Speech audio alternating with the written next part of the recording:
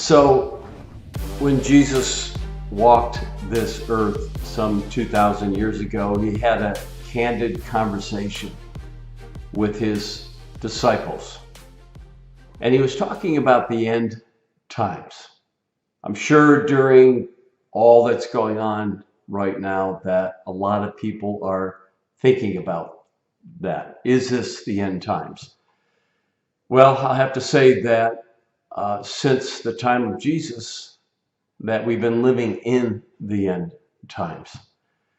No one knows when the end will actually come, but Jesus was giving a little bit of insight. And one of the things he said, it's in the Gospel of Matthew, says, "For false messiahs and false prophets will appear and perform great signs and wonders to deceive, if possible, even the elect."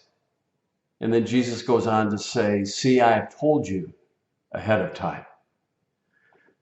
So, I talk a lot about deception, discerning between what's true and what's not. And I think most of us, can see today that it's becoming more and more difficult to discern truth. And just looking at Facebook, there's such dividing lines, and people feel that their truth is truth, and the other side, their truth is truth. Well, where really is the truth?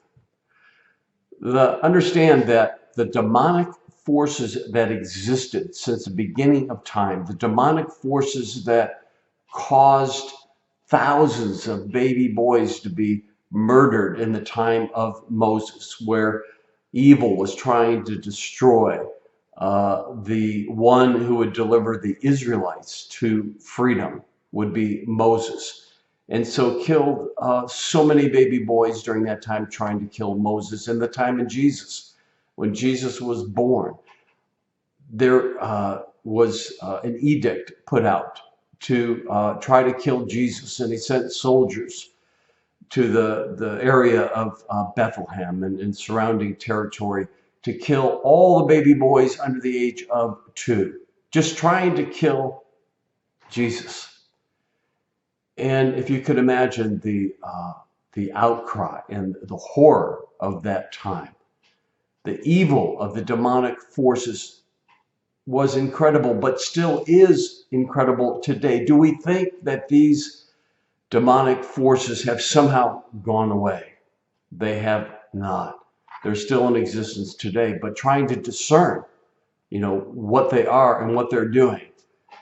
And, you just need to look at, and this might be a little controversial, but please use your spiritual eyes and discernment, that you take Black Lives Matter. Now, of course, Black Lives Matter.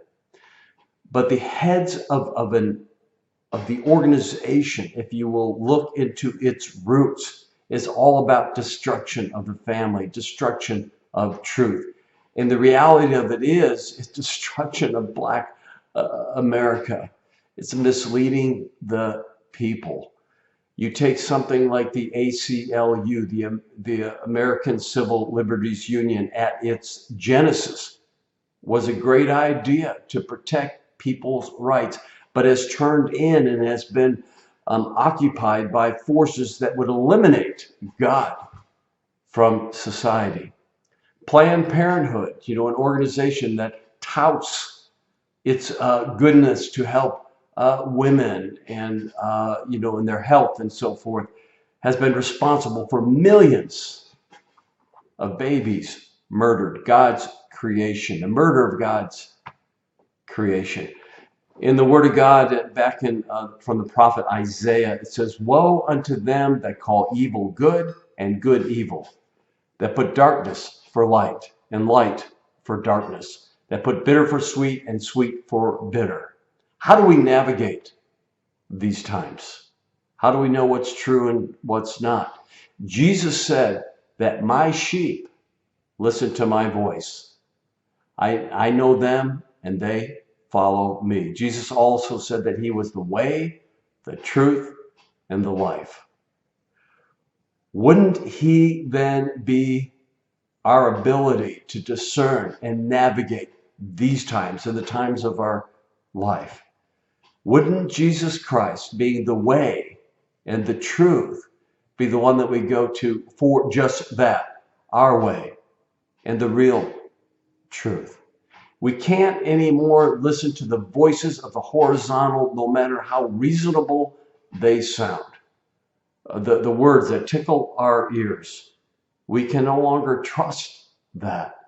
There's only one that we can trust, and that's Jesus Christ. I would just ask you that any stance that you would take, any thoughts that would occupy your mind, that you would question them. Do they line up with the way and the truth? Do they line up with Jesus Christ?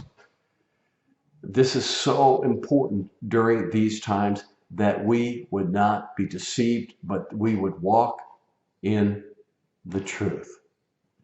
So my challenge today to all the hearers and seers of this video, that we would absolutely put our thoughts, our stances, our convictions in the hands of the Lord.